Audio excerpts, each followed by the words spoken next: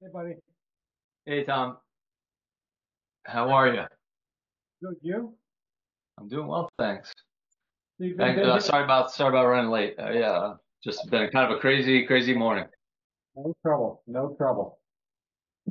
So So you, yeah, I'm super excited to. Oops, got a little feedback on. Okay, can you hear me? Okay. I can hear you loud and clear. Yep. Cool. Um, yeah, I'm super excited to talk to Tucker after my interview. Yeah, I know he already called this morning going over a couple questions that he had. Um, and it was funny that he was like doing a little research on Patrick DePeters. So Yeah, he sent that one interview that you had done, which was great. I've never seen it. you had never Um, seen that. Interesting. I thought. I, I I've never like done a deep dive on who you are. I know who you are, so Uh, I never needed to do that. But I thought it was fantastic, especially the letter to mom and dad. It was mm, I sent it over to my wife to say you should really watch this. This is good stuff. wow, I So appreciate that. It's funny because I know I shared that letter with you because I remember your response. And I actually I have it printed out, your response, I think somewhere in here. I made this power book, this exercise, just like, yeah, yeah, and I printed out a bunch of like nice and important, meaningful kind of notes that people have written me in the past and things I'm proud of and other things. And your response to that was actually uh, very meaningful because it actually, as I said last time, you said some things to me that my own parents couldn't really say, but even though they may have believed it, they didn't say it in quite the same way. Which is sort of like you said, something to the effect of, I don't really care what my kids do, but they have to be productive, fulfilled, and happy. I would like that for them. right, So whatever that means for them works for me, as opposed to, my kids need to be, they need to have a certain title and make a certain salary and work at a big, well-known company so I can brag to people to justify everything I put into them. And I think that your approach was very refreshing and certainly encouraging. well, good, good. I remember the letter. I've never seen it in the full context of you telling your story. Hmm. So that I think is That I thought that was great. And what the background of the guy who did the interview, where is that a friend of yours or Yeah, actually, so um, Ben is someone that I have become, he's like one of my best friends now. And I actually first got in contact because I heard him interviewed on a podcast and I added him on LinkedIn. And I don't even think I said a note. I might have said something like, no, I don't think I sent a note, but he responded, said, looks like we have a lot in common.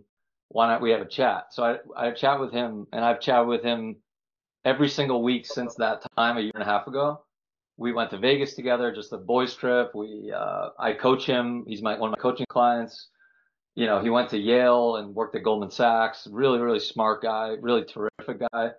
And we talk about all kinds of stuff, like real, in the same way that sometimes when I do, and certainly last time we spoke, like we go off piece, but right? it's really fun because I'm going to do some more podcast interviews with him. We're going to do like a follow-up episode that won't necessarily be interviewing me. It'll be kind of a conversation about, various topics that I think people will find interesting. For example, all the lessons we've learned in entrepreneurship, um, the ideas around entrepreneurship being a vehicle for self-discovery and personal growth, which I believe significantly. Questioning a lot of the kind of the paradigms and assumptions that people like us that go to great schools and go through the system and end up with the best job and all that kind of like get to a place. We were lucky enough to get to a place where we said we wanted more, and then we were willing to kind of bet on ourselves and stuff. But that journey is not without its costs and challenges, but it's a worthwhile one. So um, I'm really like I've got like probably like six podcast guests queued up. And if you're up for it, we can maybe include parts of this chat as I can like integrate it maybe with uh, the Tucker discussion, which I'm really excited about. Um, So if you're up for that, maybe I can kind of ask you a few questions that I think might be a lot of fun to kind of share with the audience as well. Shoot away. So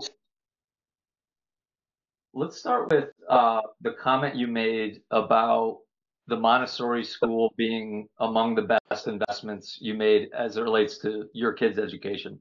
And correct me if I'm wrong, Tucker was the only one of three that went to Montessori? All three went. All three. Okay.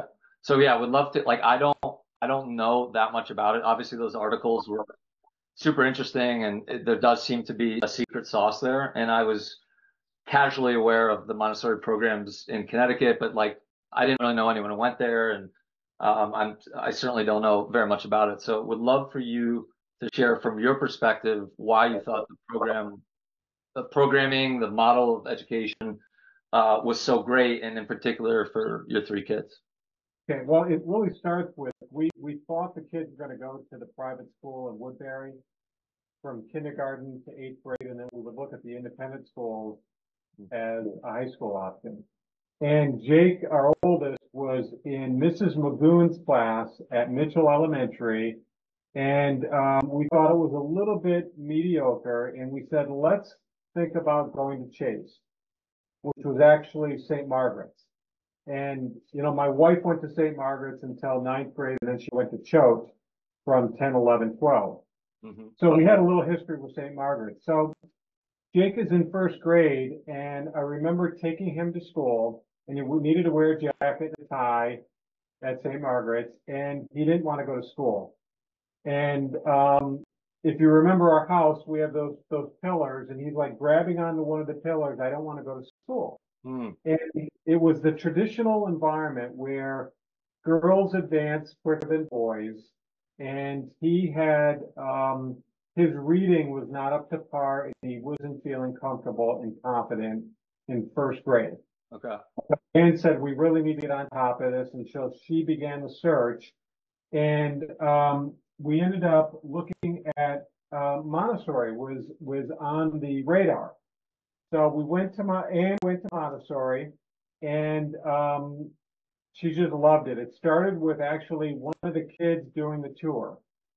So they had like a fourth grader do a tour instead of a teacher. Everyone was on a first name basis. You know, hi Ann, I'm you know Mallory, and I'm going to do the tour for the school. And so she was really the lead, and she takes all the credit for really that. I needed some buy-in because I thought referring to people on a first name basis as a young age was kind of disrespectful. I didn't, the idea of not grading, the idea of, it was kind of like this really progressive way of education that I needed buy-in. But once I understood that they were trying to really, you know, it was the complete child they were looking at. It wasn't just the learning aspect. It was what type of person, you know, did they want to bring into the school, and what type of person did they want to mold when they left the school.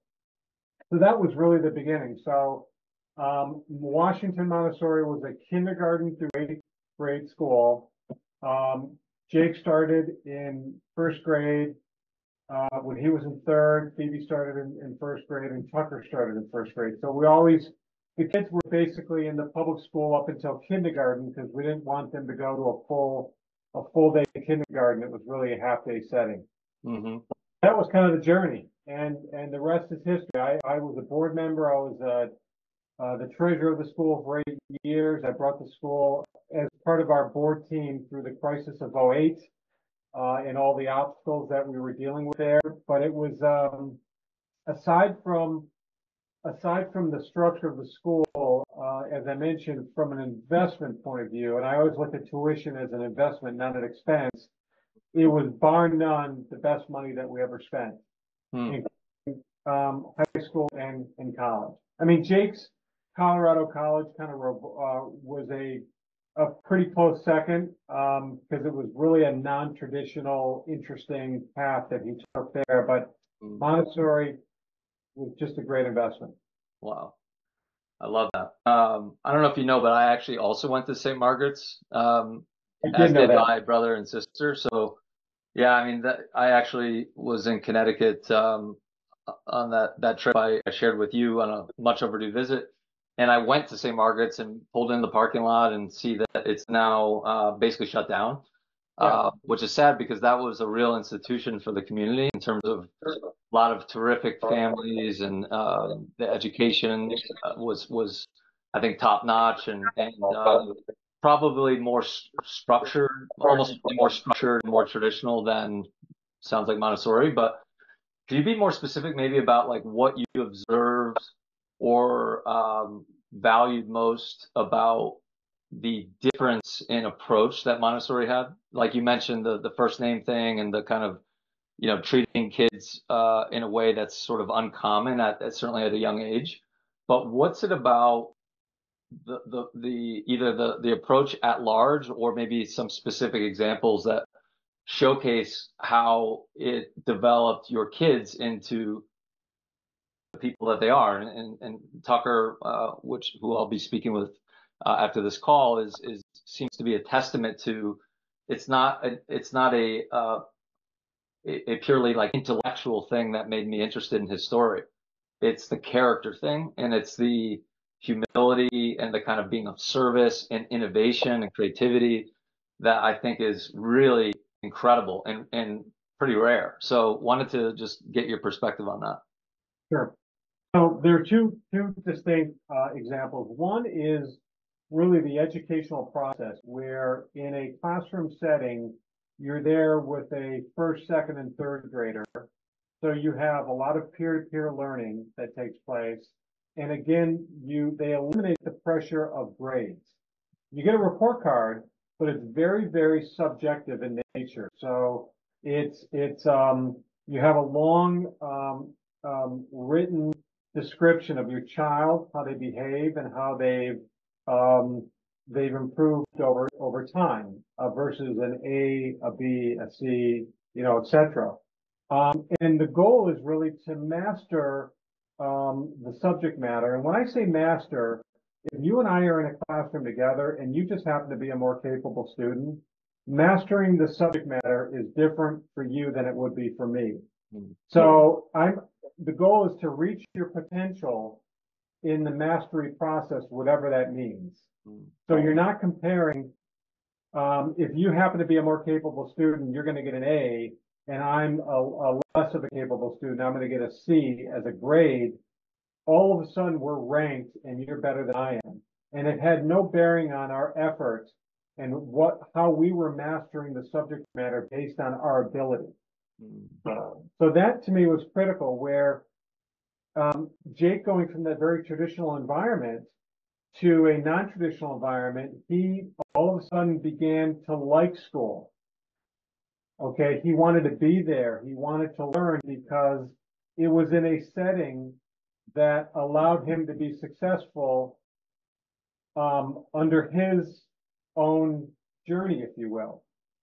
And the idea is that not everyone develops in the same arc, but as long as you develop and you learn the subject matter, the arc becomes a little less material, right?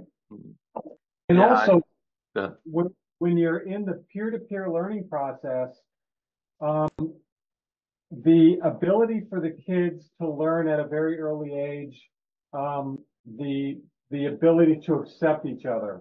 When you're different sizes, different shapes, different athletic abilities, different learning abilities. What I've learned with our three kids, and part of that is probably, I'm sure it's enhanced with what goes on at home, is that they're very accepting of other people, which is as you know, it's just a huge life skill to have, and it makes the world a better place. The other example is I'm there for one of the night activities where it's the parents come and you get to see the progress of your child. And they were using the example of sentence structure. How do you learn the difference between a verb or a noun or an article? And it's funny that, I grew up in the public school system. I was, somewhat of an underachiever. I did not know what an article was in the sentence structure term. So they look at the as the definition of an article, But in order to learn it, you take a protractor and you take a colored pen, and that's how you're learning. So you're associating a shape and a color with what an article is. And to a noun, you used a different shape and a different color, and when we went to a verb, you did that. So we were brought up in a very rote memorization process, whether it's the multiplication tables, whether it was the periodic chart, or whether it was sentence structure. And if you don't learn in that fashion, if you're more of a visual learner, then rote memorization is not going to be a positive experience for you. So my takeaway in both of those experiences were, one, I would have loved to learn in that environment. And if you happen to be a learner that is very good in rote memorization, it's not an issue. It's not going to impede your learning ability. But it's a learning environment that is a little more inclusive to the various types of learners. Between that aspect and the aspect of being more accepting of other people, it just, to me, those are two great examples. And it goes down to the example of, you're a really good athlete, you love being in the game. And if you're not a good athlete, you don't want to engage and you don't want to play the sport. And in learning, our world needs more literate people. So you should make an environment where learning is in different types of learning. You want to make it as easy as possible and in the most pleasant way where kids will engage in the process. And once they engage, you have them. And then from there, based on their learning curve and their trajectory, they're going to advance, feel more comfortable, and want to be more curious and want to be more part of the process. Love that. I love that, and it aligns with what my own preferences and style for learning and engaging. I think for me, if I was interested in the subject, particularly if it was a project, I would go all out. Like, I just absolutely loved it. No matter what the project. At St. Margaret's, it could have been, making arts and crafts, making Egyptian pyramids out of ice, sugar cubes or whatever, like little things like that. Or later it would become research and writing, or the biggest project at the gunnery, probably Tucker and Jake would be familiar with it, which is called the Junior Research Paper. And I loved history, and I like the history award at gunnery and stuff. And it was because I just loved learning about all these incredibly interesting stories and associations, and synthesizing all these different narratives. And I won the award for the best paper in the class, and I was very proud of that. And in fact, because there were some other elements of my kind of achievements that were less, let's call it first class or top of class. Like, let's say, for example, hard sciences, I didn't really like that much. So I would lean on the things that I liked in the process of applying to colleges. And I sent that paper to a graduate professor at several universities, including Boston College. And he wrote back that he was astounded basically by the paper, and that being in high school, being able to write that paper meant that, he said, the likes of me should not choose Boston College, but instead go to apply to Brown or Yale. And I still have it's in my book, because I thought of that. I was like, why are people assessing a student's capabilities based on an SAT?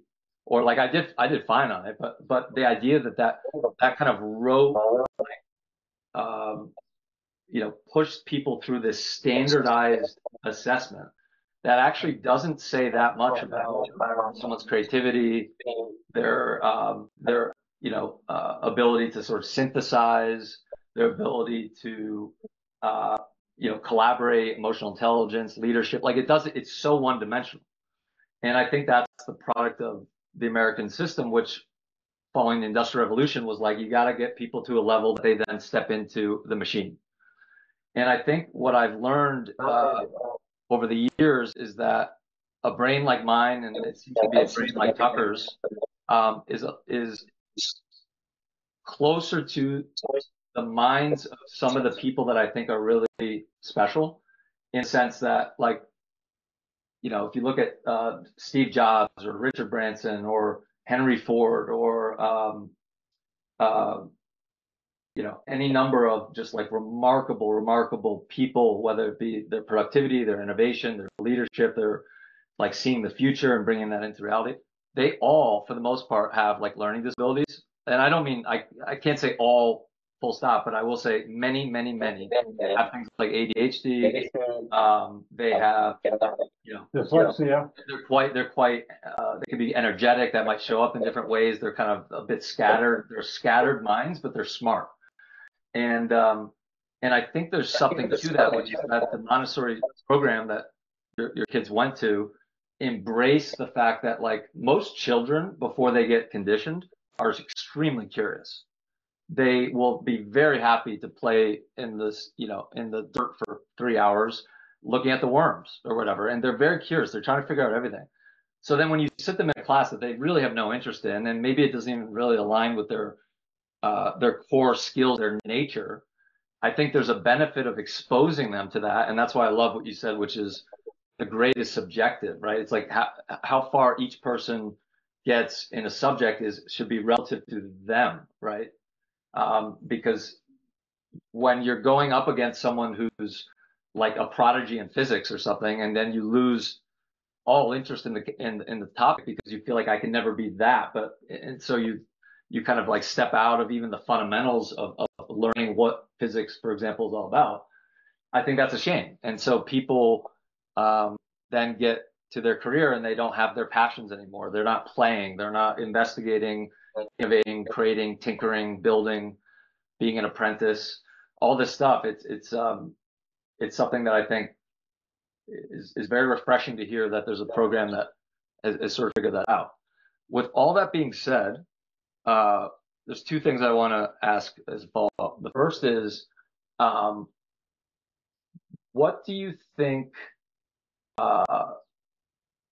the downside, if any, of the Montessori school system is? And by way of example, I know the gunnery, or now called the Frederick Gun School, they had their own grading system that wasn't traditional. But it wasn't like 4.0 and A+.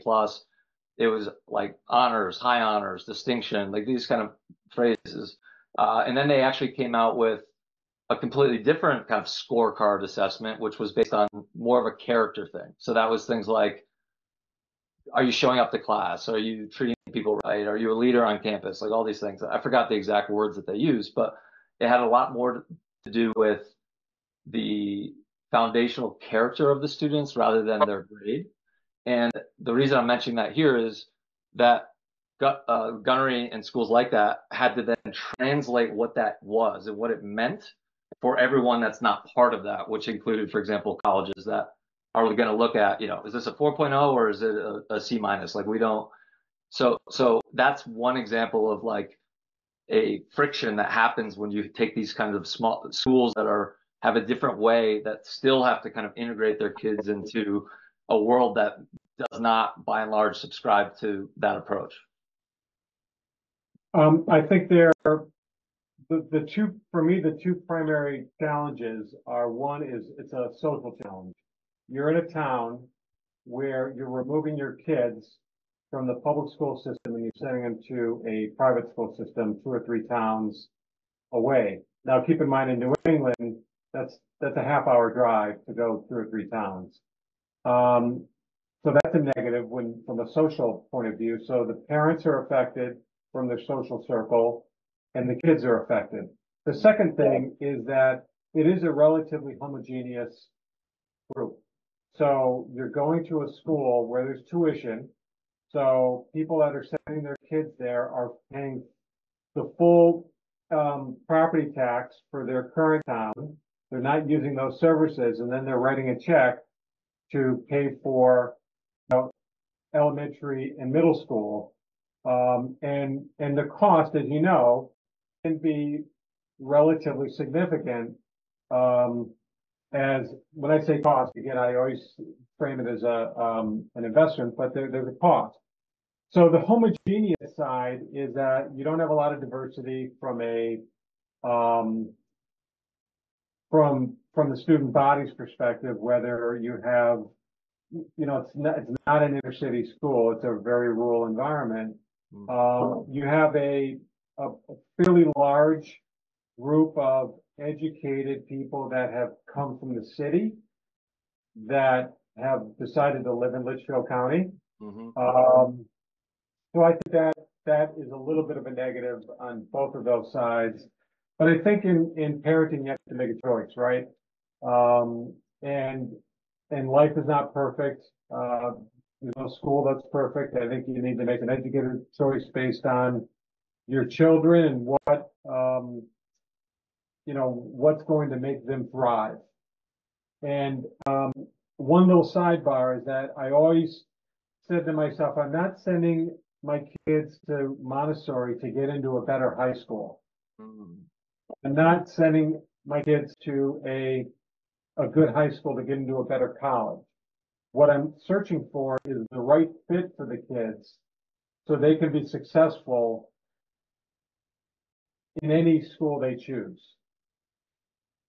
And I think you just have to start at an early age. So I hope that answers your question. Yeah, it does. I think that's super, super interesting. I agree with it. I've been thinking a lot about, we got into a little bit of this the last time we spoke, but my thoughts have sort of settled a bit more recently, which is that I really admire parents like you and parents like mine that basically get the baton as far as they can for their kids and vis-a-vis education. So I know for sure I would not be where I am in my life, have a relationship with someone like you and some of the incredible other people that I've been so fortunate to be even have any relationship with or exposure to, because they're really incredible people that were only brought into my world because of those schools. So this is something I'm thinking a lot about recently, because I also know that that's extremely privileged. That the schools like we're talking about, Montessori obviously is a tuition. For many, many people, many families, it's unthinkable to spend the kind of money that, or to invest the kind of money that needed to be invested in first grade, kindergarten, first grade, like St. Margaret's. I mean, there was a sort of like a public university tuition from kindergarten through the end of my high school. Absolutely, right. And so, and I also started in the public schools in Connecticut. I did kindergarten locally there at Mitchell, and then I repeated kindergarten at St. Margaret's.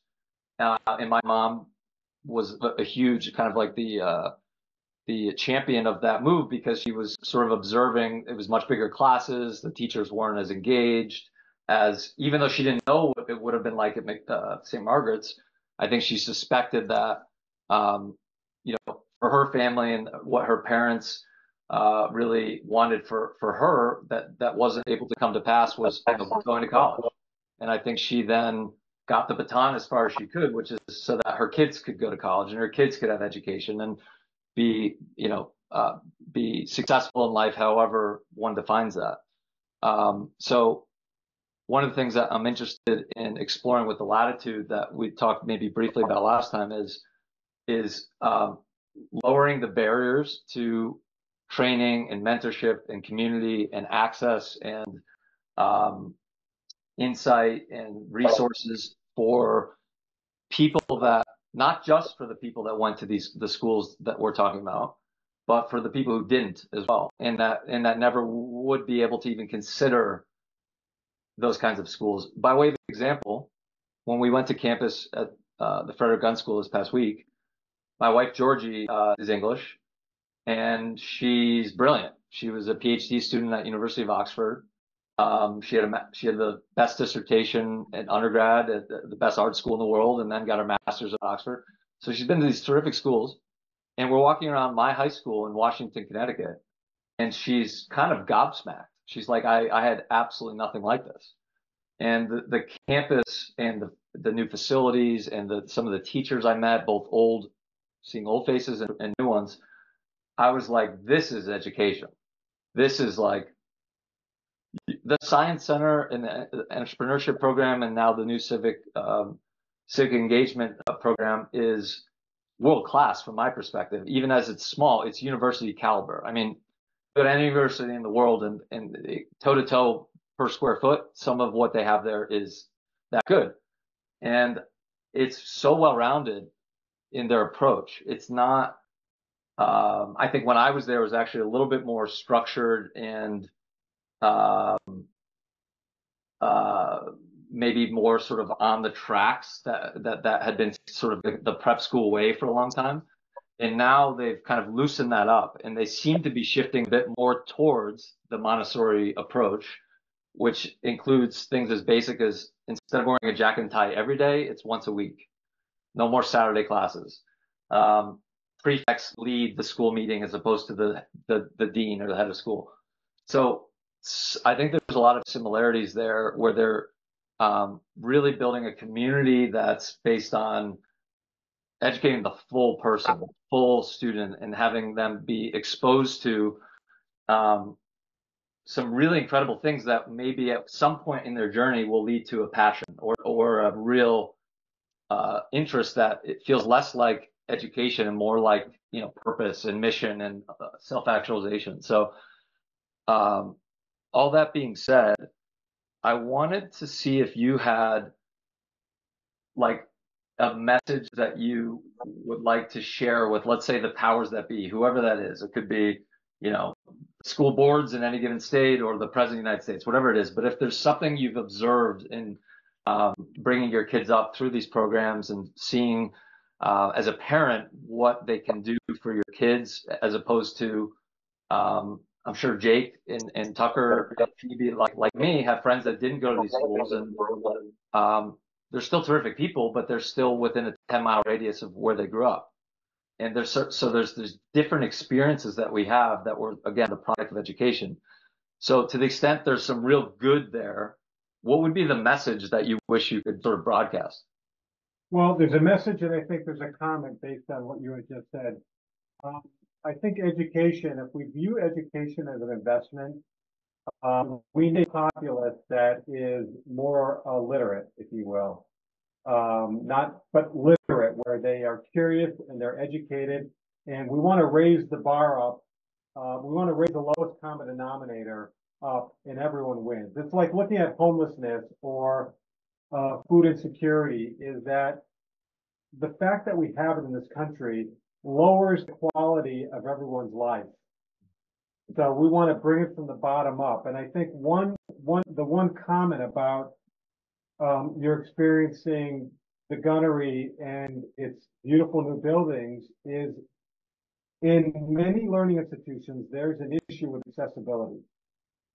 For many families, you and I take it for granted that you and our kids went to these institutions because we had the ability to afford it. It's a luxury. So when you listen to Prof G, right, you know, the podcast, he talks about a lot of public schools, whether it was University of Southern California or University of Michigan, they were designed to educate the unremarkable kid. And now there's an arms race with colleges, with prep schools that, you know, they've become these very exclusive institutions, and so much money is poured into the plant and equipment of the school itself. And in order to win that race, you lower the ability to normal kids, to be accepted. So UCLA now has a 7% acceptance rate, where, you know, 30 years ago it was a 42% acceptance rate. Right. And so it now becomes a luxury brand. Taft, Canterbury, Gunnery, they're luxury brands, and they're competing against each other, and it's not accessible for the normal family. And you're taking resources from the lowest common denominator, and you're sending it to the highest common denominator. And one great example is Malcolm Gladwell. I'm sure you've read Outliers, but there's one of his podcasts is called My Little $100 Million Gift. It's about this guy who went to MIT, just run-of-the-mill guy, drove a Buick. I'll send it to you. But he ended up giving his $100 million fortune to a small New Jersey school because MIT and Stanford, they need another $100 million like a home.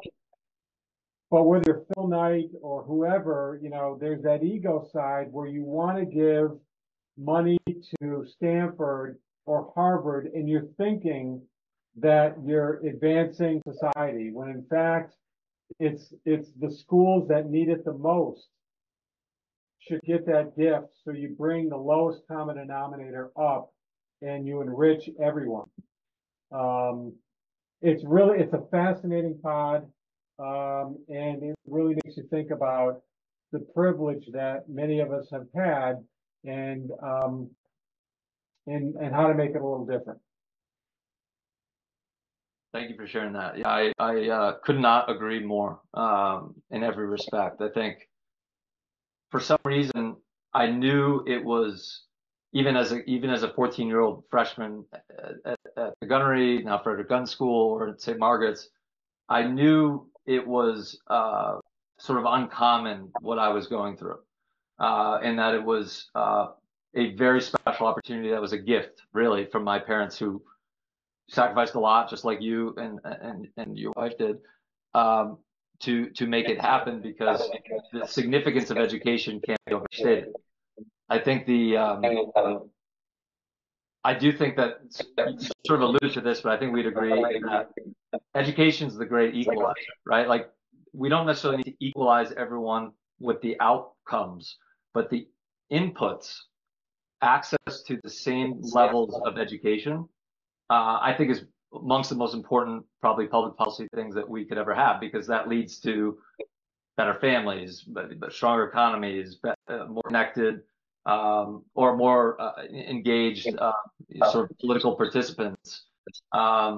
It reduces the burden of people being sort of disempowered and on food stamps and whatever else, because the reality is that anyone given the opportunity that they then have an option to step into or not, could be and ought to be a remarkable person. So I'll share a couple examples of why this has been top of mind, which is a slightly different topic, but I'll bring it back to this, which is when I first moved to LA, I volunteered for this organization in West Hollywood. And I'm going to think of the name in a second. But basically, they had this really awesome program that was something that I experienced. I'll share with you. So the program was an organization that asked the volunteers to show up at this parking lot in West Hollywood on a Saturday morning, or Saturday like midday, let's call it noon, with $20. Every volunteer then gives the $20 to the organization. They, on a weekly basis, go to Costco and buy a whole bunch of food, set up a food line that then anyone in West Hollywood that's unhoused, homeless, on the streets can come, and it's just kind of an open offer to anyone who needs food. And occasionally they have, recycled clothing, or some cases new clothing, all that kind of stuff. So that's all great. But the real unlock, the really special thing about it, was that before the volunteers showed up, there's a program or an invite really, that invites any homeless person in the area to show up at that same parking lot at 8 a.m. And they commit for 3 hours to pick up trash in West Hollywood. And if they do that for I think it was 9 weeks in a row. It's all at 3 hours on a Saturday, 9 weeks in a row. You show up every time. If you do that 9 times, you get what's called a red shirt, and you then get an incredible opportunity that saves people's lives. And that is, they give you a fully paid studio apartment. They give you get you a haircut, get you cleaned up. They get you a coach, get you, whatever medical support you might need, get you a career counselor. They make introductions to, for example, several of the local restaurants that have, like, open positions in the kitchen, maybe wash dishes, or eventually maybe even become a manager of the place. Like these people then get set up to succeed by virtue of the fact that they showed up 9 times in a row. Because you don't have to do anything other than and then be willing to work and give back in a way that provides value to the community and gets you back on the right track and that kind of thing. And that the really remarkable statistic that was true some years ago when I heard it is that the recidivism from someone who makes it into gets the red shirt, and literally they give them red shirts because they continue participating if they want, but they don't have to, is zero. 0% of the people that get to that level go back to the streets. So this goes back to opportunity, and it actually connects to one other story I had from maybe the same week we spoke that was kind of adjacent to this. And I think I might have shared about me being out one night, running some errands, and I pulled into a gas station and parked the car, and it was couldn't go into the store because it was closed, and there was a window to sort of talk to the attendant to get my Gatorade or whatever. And this homeless guy starts kind of moseying over. He looks very not threatening, but just kind of moseying over. And when you see this in LA, it's unfortunately very common to observe or be in proximity to people that are homeless. And sometimes it's scary because you just tell that maybe there's drugs involved or other things. But in this case, it definitely was not. And I was curious about it. So I just asked him if he wanted a drink, like maybe a Gatorade or something. And he said he did, but he preferred a glass Coca-Cola. And he was probably in his late 40s, maybe early 50s. And he's a LA born and bred father of several kids that shared his story with me. And actually what I learned from it was the same thing I learned at that volunteering in Hollywood, because we heard the stories of the people that got to the red shirt, which I'll share with you in a second. And it relates to what my conversation was like with this guy. And he shared his story about, having, challenges in his marriage and losing custody of his kids and not trusting his gut and not standing up for himself and feeling like the judge wouldn't hear him. He probably didn't have particularly good counsel. And there he was on the street for years on end. And my impression is that he was a really good guy, there was something very earnest about him. I had been to the dispensary maybe 10 minutes before, and they gave me some free gift that I didn't want. And I offered it to him, which most homeless people that have a drug problem would immediately be interested in.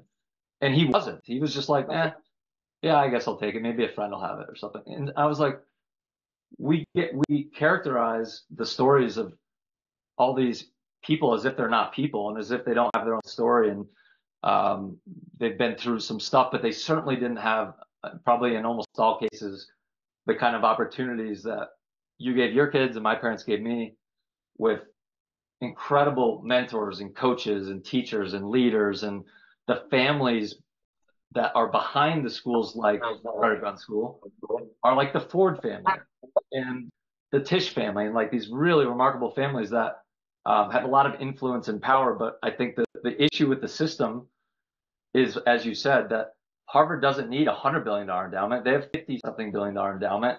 How is giving Harvard another $100 million likely to really move the needle when a huge percentage of any of the Ivy Leagues or little Ivy Leagues or the elite liberal arts schools are really kind of nepotistic? They're lowering the standard for alumni's children to kind of get in to basically benefit from the same system that back in the day used to result in places like the Gunnery sending 30 to 40% of their students to Yale. I spoke to the former head of school at the Gunnery, and he said it used to be, or it was actually someone else there that said, it used to be that the head of school at the Gunnery could call the head of school or the dean or president of Yale, and it would be a shoo-in for these schools. And if you look at somewhere like Choate, where JFK went, and like the incredible, like I went to school with some of these people that are really storied names in terms of power and influence and all that. And for the most part, they're terrific people. But I think it's really about broadening these kind of like models that clearly work to a large degree. Like one of the things that I was gifted when I visited school was the book that Frederick Gunn's students wrote. It's a compilation of essays that they all wrote about their experience with him as a teacher.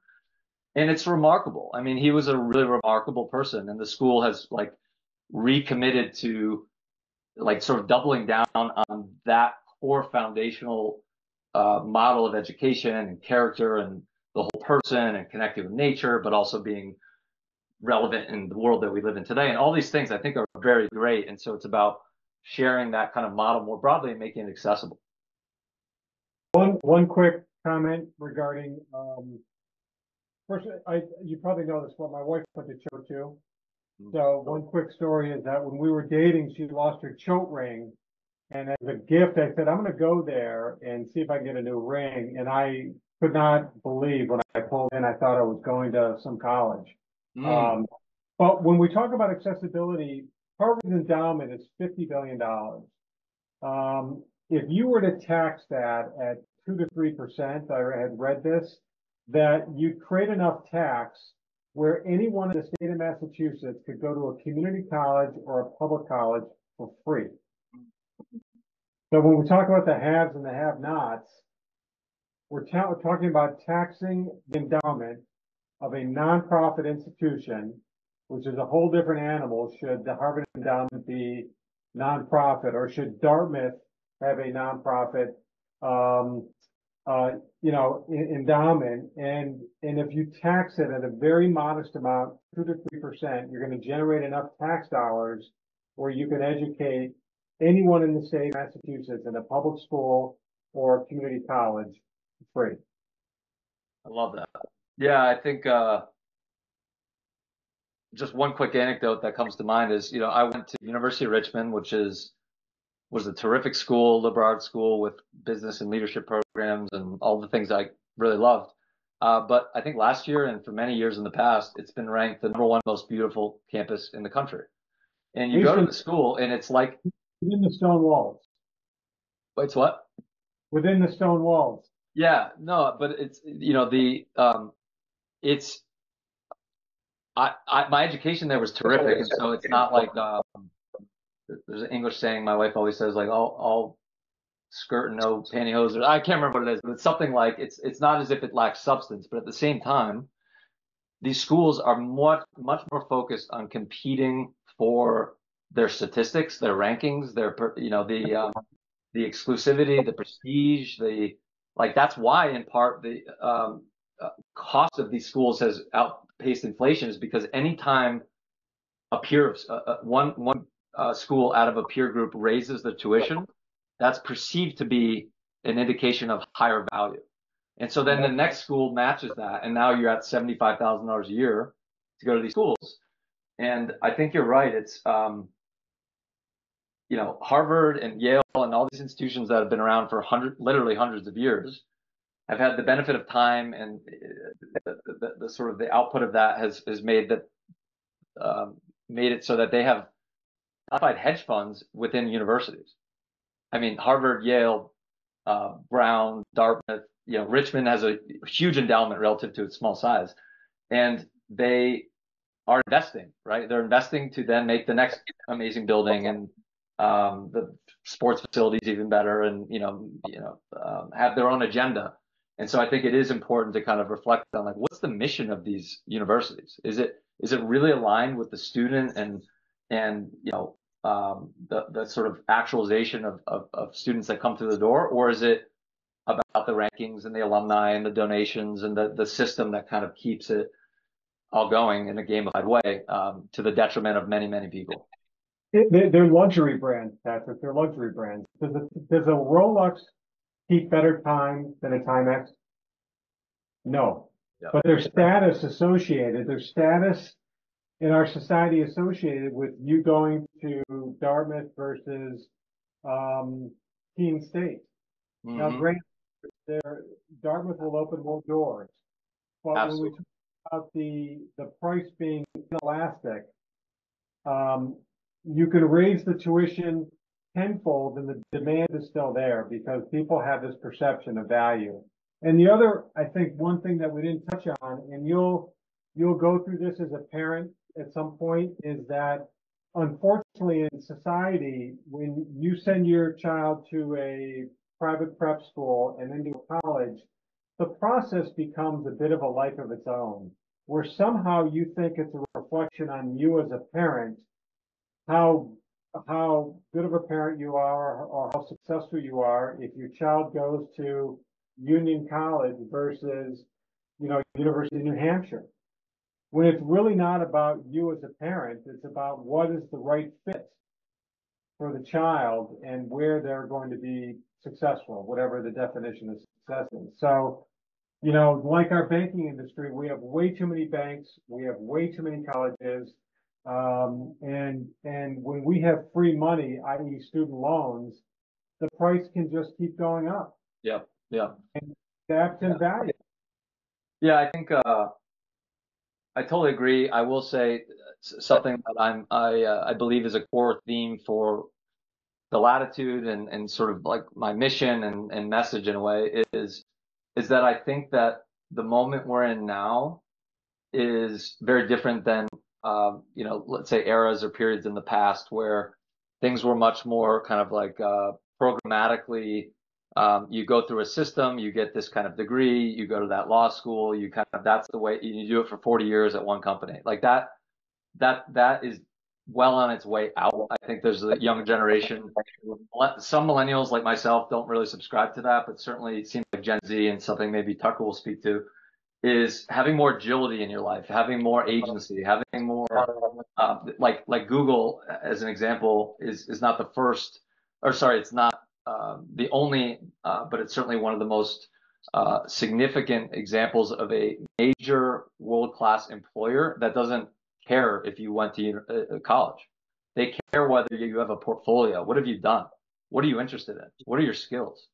Because now you can take these free, you can take essentially all the same curricula from Yale online for free, Right. which is amazing. So people in the world, you could be in Sao Paulo, Brazil, or Tokyo, Japan, or somewhere in Mississippi, and you could still access remarkable education. So like that part's commoditized. It's going to be about what you do with it. And I actually think we're not going to get into this, but I got the new Vision Pro thing, which is I think that this is actually going to be dramatic for education because now you can be in Angola, in Costa Rica, and Mexico City, and be immersed in the experience of being in a Harvard classroom, and that is going to change the world. It's going to dramatically change the world, and it no longer will it be an excuse for those universities to say, well, we only have so many dorms, we only have so many beds. I think it's going to move toward the real mission of those institutions is on a kind of public service. That's really what it should be. No question. And I think that industry, as you know, is ripe. It's ripe for disruption. Oh yeah. Oh yeah. And it should not take 4 years to accomplish a bachelor's degree. And there's just so much spare time that goes into that where it can be consolidated, make it much more affordable, and you can expand the footprint using technology. I'm looking forward to hearing about that path from Tucker in just a few minutes. So I will let you jump. This has been a lot of fun. I am really looking forward to chatting with your son Tucker here shortly, and we'll weave it all together into what I think is a remarkable story. You should be very proud of your kids and grateful to have this discussion. Well, I'm proud of you too. So I appreciate it. enjoy, have a good time, and keep in touch. Will do. Thanks a lot, then. Okay.